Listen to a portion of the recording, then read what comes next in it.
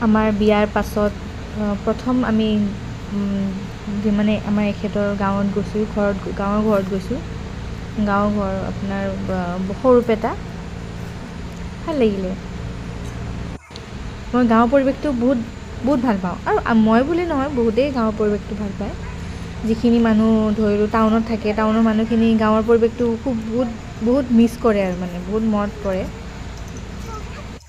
আৰু এটাই ধুনীয়া ঠাণ্ডা পৰিৱেশ গাঁৱৰ পৰিৱেশটো। আমাৰ এই মোৰ বৌ ছোৱালী আৰু মোৰ ভণ্টি ছোৱালী, আমি একেলগে টিকলি মাইনাৰ লগত একেলগে অলপমান ফুৰিব ওলাইছোঁ গাঁৱৰ ফালে।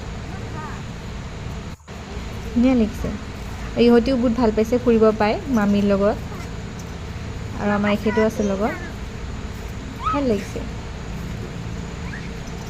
আপোনালোকেও জনাবচোন গাঁৱৰ পৰিৱেশটো কেনেকুৱা পায়।